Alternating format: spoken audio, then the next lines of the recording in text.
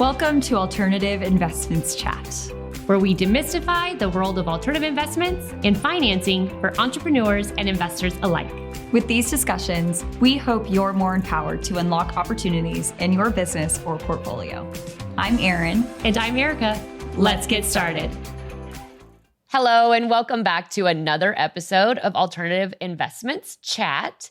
Today, we're talking about a little bit of a unconventional but surprising and very profitable asset class, parking investments. Parking investments. Parking. Yes.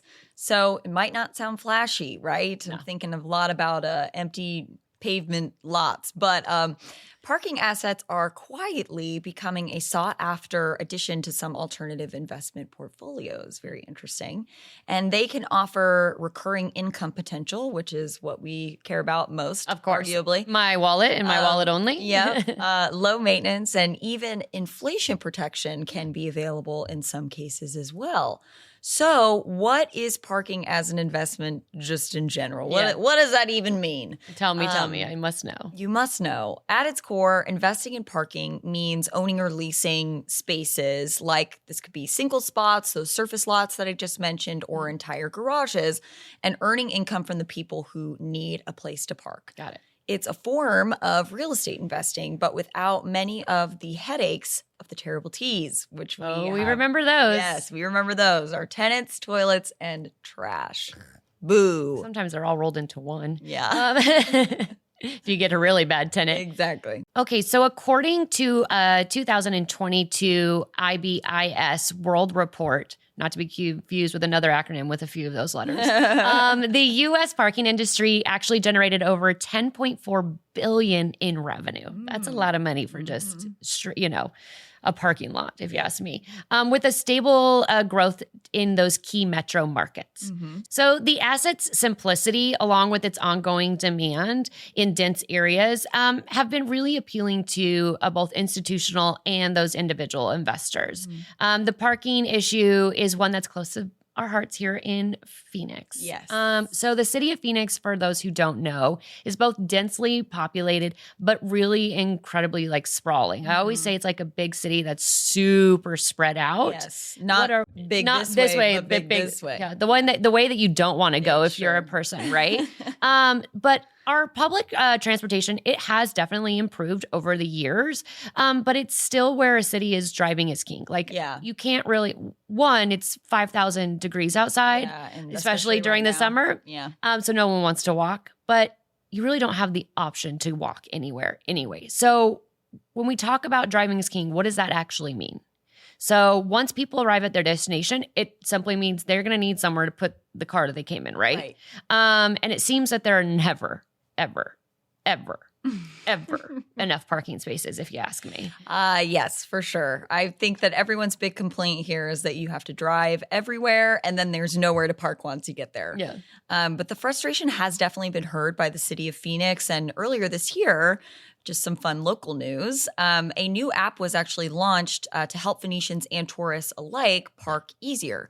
It's called Park Phoenix or Park PHX, and was launched in February of this year to help easily guide users to available parking spots, and they can see how much those parking spots actually cost. This app features both the city-owned lots as well as privately owned lots, so you can see everything in one spot. Yeah. And you can even pay from your phone, so you don't have to go and hunt down one of those pay machines. Yeah. And I think that this little bit of news here really illustrates the need for parking and how much people really care about having an easy and efficient parking experience overall. Yeah. Well, I know that's something that I definitely look for. There are times if I go shopping, sometimes I'll try to run and do an errand on my lunch break. If I circle the parking lot and can't find a close enough park or can't find a park at all, it's like abandoned cart and I just run away. Ditch. And I'm like, never mind. I'll come back at a different time. That's how important parking is to people here in Phoenix. At least I know for my personal experience. So what we're going to do, we're going to zoom out a little bit for a second here and talk about why this asset class is actually growing in popularity. Yeah. So we've got that urban density, which is increasing. So especially in Sunbelt cities like Nashville, Atlanta, Austin, places like that, just it means more people and more cars. We need more parking spots. Yeah, Plain and simple. Can't just like leave it on the side of the road. Although sometimes I feel like I'm just going to do that one day. Then we have remote and hybrid work models have shifted commuter patterns. We don't really think about this, but with the pandemic, we did start to see this a little bit more. So it's opening up suburban parking opportunities, meaning so a lot of times during those times back in the good old days, pre-pandemic, is parking was normally needed for concentrated in downtown areas where people would commute to work. Right. Big city buildings. Yeah. You go and you park at your job and you do your job and you drive home, right? Yeah. So now more people are spending time in their neighborhoods, aka that hybrid work. They don't have to go to work. So we need more parking spots there to accommodate that shift. Right. And then we also have new tech, like EV charging, is transforming simple lots into smart assets. So I know in our previous episode when we talked about luxury cars, and I really gave it my all because I love cars and I love gas cars. I actually now drive an electric vehicle, Yes, which is you do. hilarious. And when I told everybody that I bought an electric car, everyone's like, wait, you went full electric? And I'm like, I did. I can't believe it. But honestly, I love it. And if there is a parking spot that I can actually charge my car, I'm definitely looking for one of those spots. Right. It's a super added bonus for you. Oh, heck yes. Yeah, absolutely. Here is something that's interesting. The number of parking spots between 2008 and 2017 decreased actually by 7%. Interesting. Yeah. Right. So this data is synthesized from the census by Forbes writer Brian Spear. So if the need for parking actually increased, why did the spots decrease? Yeah, explain. That doesn't make sense. So parking facilities in some U.S. cities were actually turned into housing, hotels, maybe a hospital, other buildings or zones that were more pressing to the needs of the people that were living there. Okay, you that have makes increased sense. people coming to that area. Parking, while important, you need a place for these people to sleep, right? Yeah. Or to live. So that's kind of an interesting thing. But what this means is that there's an opportunity potentially to right size the amount of parking spots with the amount of people. Yeah. So another reason why this could potentially be a good thing to invest in at the moment. And another reason why parking has become more popular is because of the technology aspect of it. There's platforms like Parkable and Neighbor that are making fractional ownership in parking possible and more accessible. Yeah. So Parkable, for example, allows people to list parking spots that they own for customers to use them. And this could be anything from extra parking spots at a church. So if a church needs to make some extra income, or if you own an entire lot and you want to list it, it just helps with the management because you don't have to install the meter and whatever. Everything's done through the app. And some parking lot investment syndicates actually report cash on cash returns between 6 and 12%. It's not bad. Which is pretty high. Definitely, more attractive than some of these traditional investments that people invest in. Though, of course, the returns definitely vary on location, management, and market demand. There's no guarantees, as we know. That dreaded G word that we always talk about. But I'm really glad that you actually brought up those platforms like Parkable and Neighbor, because I actually have a cool story about a simpler company called Air Garage. Okay. Not air guitar, Air Garage. So this is another piece of local history here in Arizona. So Air Garage was actually founded by 3 ASU students in 2017 after they sought to find solutions for where the heck they can park so they can get to class on time, right? All across the U.S., or not U.S., the ASU parking, Right. the campus. The campus, if you've never been down here, again, it's a very sprawling campus. It's not very walkable. The university that I attended I could walk from my dorm room to the other side of campus and back in like 10 minutes. It wasn't very large. The Tempe campus is not that way, and really none of the other campuses are because there are 4 campuses. Yeah. So what happens if you have one class at one campus, one class, you've got to drive. Yeah. Which means you got to park. We all know how college students are. Last minute, they're trying to, or take the shuttle, but the last thing they want to do is try to find a parking spot. Of course. So anyway, so you want to think of this air garage as like an Airbnb, but for parking spots. So anyone who has that extra parking spot can list it on the app and make some extra cash. Yeah, pretty cool.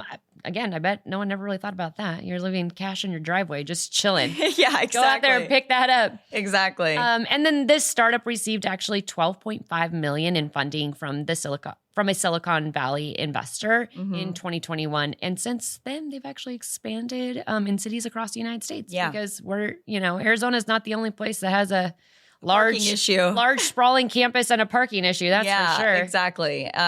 So actually Air Garage was rolled out on the ASU campuses when I was going to college there. And I remember thinking what a cool idea that it was. Student parking at ASU is so expensive. And Air Garage now services beyond student campuses, just regular parking as well. But the cheaper lots are usually uncovered and super far away from campus, which is super unappealing when it's 120 degrees out. And like you said, the campus is sprawled. So now you're walking all of a sudden 2 miles. Yeah, to get to class. Drenched in sweat. Exactly. And if you're like me, you probably tripped in the parking lot. I've done that before. And my books go flying. My cell phone went flying. Yeah, for sure. It's not Hot ideal. Mess Express over here. Yeah. And the covered parking, which, is great. That's what you want, the covered and closed parking. Well, it costs an arm and a leg. Yeah. So there's so many houses that are around ASU or other private properties nearby that could generate some extra cash by listing, an extra spot on Air Garage.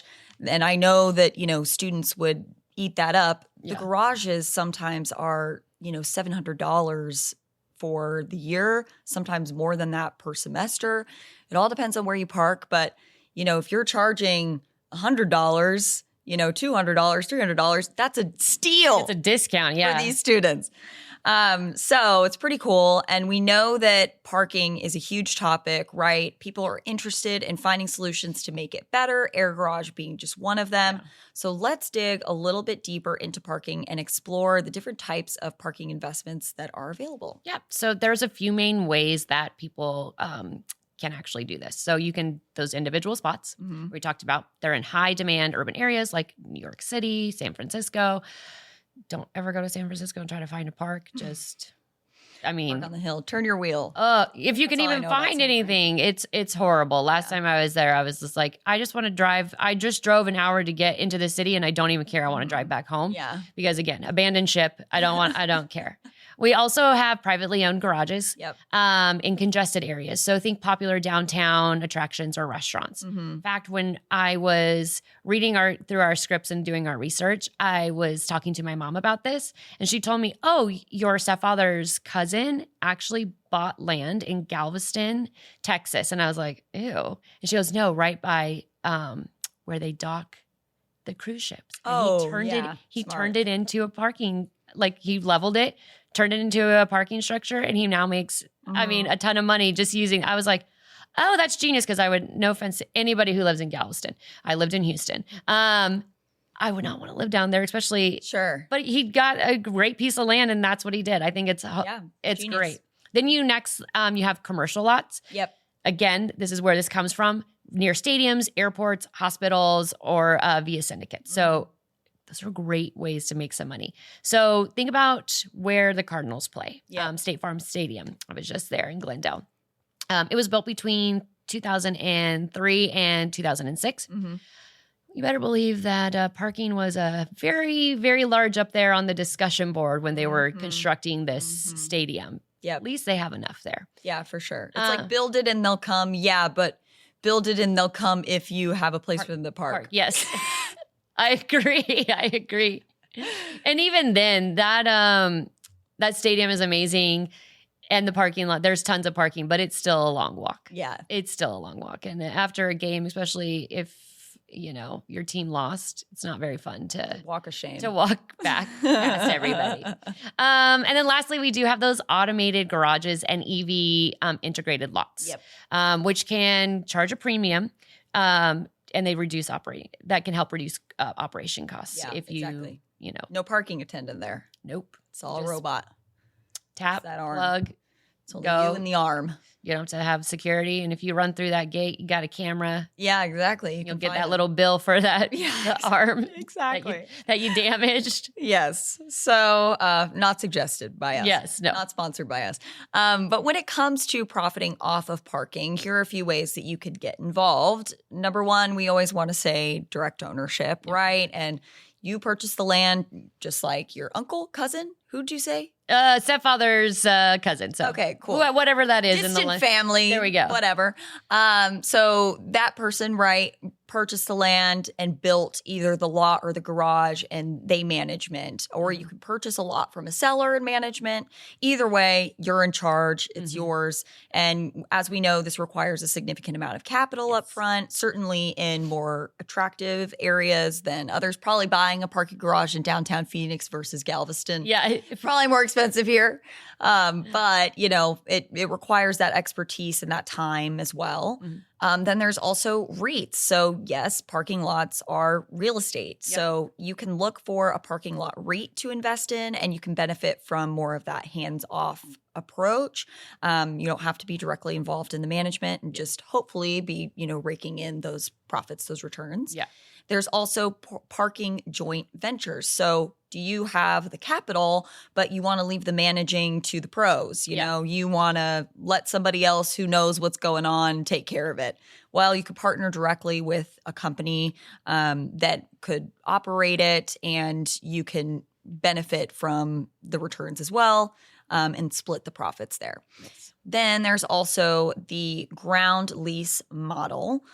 This is a bit like what we talked about leasing arable land in our farmland episode. Yeah. So you can purchase the land, own a piece of the land, and lease it out to a third party who builds and operates the structure. Got it. Or you could lease to an existing lot to an operator. So very similar to direct ownership, except for you don't have to do any of it. Yeah. You just start collecting the rent. We like that style for us the most, but I don't know anything about parking garage, I'll tell you what. So I can always find my way around a good parking garage. Sure. I'm good at that. That's about it. Great. So let's discuss some of the benefits to investing in parking. Okay. So we have a consistent cash flow, daily or monthly payments with relatively low upkeep, like we just talked about. There's no toilets, tenants, Trash. and there's probably trash in it. There's definitely trash, but not as much as Yeah. people are living there. Exactly. Exactly. So she's your very, very low maintenance, easy breezy,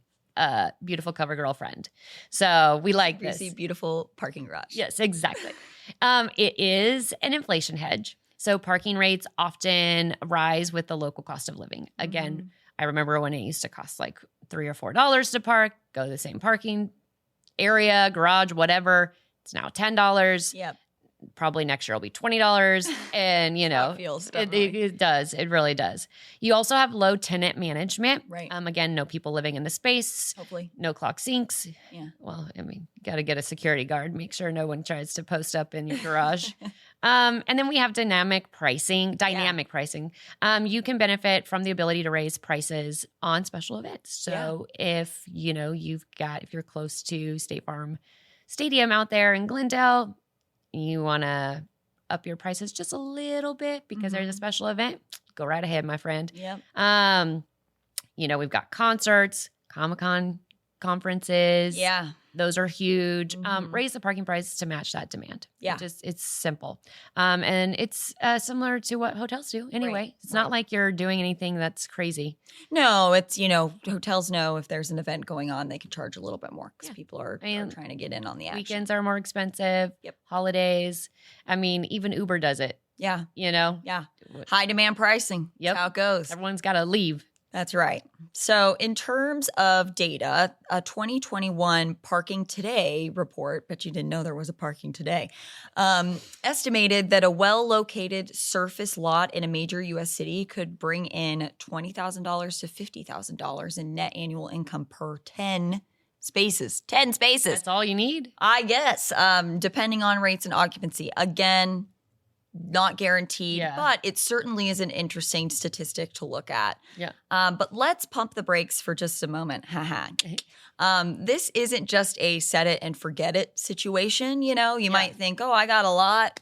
Woo, Put whatever. some lines down and call it a day. Yeah, but not quite. As we know, location is key. If a Right. city rezones or reduces the car usage, that can drop the demand, right? Also, there's trends in mobility like ride sharing or self-driving cars. Yeah. Think about how many people now with concerts are taking an Uber to that concert because they don't want to find parking. Exactly. Me. So, this could reduce long-term need in the end. We're not sure. Obviously, right now, driving is still king, but it seems impossible to imagine at the moment. But our reliance on our own personal vehicles that we own and we drive might dwindle in the coming years. Yeah. Things are very slowly starting to arc that way. We'll see what happens. But let's think about a major city like New York. Yeah. This is a city where most of the people who live there rely on the public transportation to get around. In fact, it's usually easier to take the train or take a bus than it is to try to get into a cab or call an Uber because the streets are so congested, not just with cars, but with people who are walking, people who are riding their bikes, people who are roller skating. Yeah. Those messenger people, right? Yeah, exactly. Or big delivery trucks that are coming through. Yeah. So there's a lot of congestion. Also, the streets are super small. Yeah. So most people in New York don't have a car, and therefore they don't need a place to park it. No. And new congestion pricing, which we've mentioned here before as well, has also contributed to the lesser amount of cars that are in the city. And again, less cars, less parking. Mm-hmm. And if these trends are copied into major cities, we could see demand for parking decrease in other areas as well. Yeah. I had a friend who grew up in like downtown Chicago, and he did not get his driver's license until he was 21. And I was baffled by that because, of course, where I grew up, we can get our permit and drive at 15. Yeah, and I was like, as soon as I was 15, I was like, Dad, take me to the DMV. Like, I want to go get my driver's license because I wanted my own car. And because I grew in a small town, like, again, we used to cruise the Sonic, and you were only cool if you had your own car. You can't cruise if you don't have a car, Right. Well, you can't get anywhere. Yeah. More specifically, in Chicago. I didn't even, like, when he told me the story and he was like, yeah, I didn't get my driver's license until I was 21 years old. And then he still didn't have a car. Funnily enough, he moved out to Arizona and got a car. Yeah, I need one here. But I didn't ever really think about that because in my mind, everyone needs a car. But in big cities, it makes sense. So other things we want to, keep in mind with this asset class is liability insurance. Yep, Okay? important. It's still necessary. So things can still happen that you will want to be protected from. Yeah. Again, People can run into your arm. Your arm, yeah. So or post up in the corner of your garage and make a huge mess, and who knows. Yep. So Get hurt, get hurt. fall off the side. There's all sorts of things that can happen. Somebody drunk Yeah. takes a turn too hard. And, You got to you've got to have that insurance. Yeah. So some cities are actually reducing parking minimums to promote walkability. Okay. So when a building is constructed, for example, there are often a minimum number of parking spots that a building is required to provide. Yep. So, which of course, this obviously makes perfect sense in my brain. If you build a grocery store, you should have enough parking spots for people to visit, right? You can't just like put one in a densely populated area and be like, figure it out. Right. And you got 15 bags of groceries, or otherwise you're going to have a lot of your carts being stolen because you're going to take them home. That's true. So what ends up happening here is that everything is built in the surrounding by parkings, and then it's actually contributing to further urban sprawl. Yeah, exactly. Because you got to have a lot more space, which again widens that city. Suddenly walking from the grocery store to a pet supply next door turns into a full-blown hike if you don't keep them, next to each other. Yeah. We're lucky. We've got like 3 really great spots: Whole Foods, Petco, some restaurants, all in walking distance from. So we like walking distance. Yeah. But even sometimes you look at the map and you're like, oh, the pharmacy is next door. This is great. But then you go outside and you look and suddenly it's like, you're like all the way over you're there. Like, well, yes, it is next door, but you have to, cross. Get in your car and drive over there. Yeah, exactly. So if a city becomes more walkable though, which is kind of what we want to aim for. Yeah, if you reduce those spots. Yeah, parking demands will obviously decrease because you can kind of park one spot and wander around. It's better that way. Yeah. And with any real estate investment, as we well know, there's property taxes and those fund zoning laws. And those all definitely matter. So property taxes can cut into your overall profit. We have to look at a bunch of that kind of stuff. And property taxes can change. So you want to make sure that after taxes and those fees, that your profit margins are comfortable for you. Because again, sometimes if you build it and you're like, this is amazing. And then they're like, Texas, again, for example, they have no state tax, but the property tax is like 3 times what other states actually charge. So you got to take that into account. Yeah, absolutely. So. Definitely you do. So if this space... you're punny today. I try. My mom would be proud of me.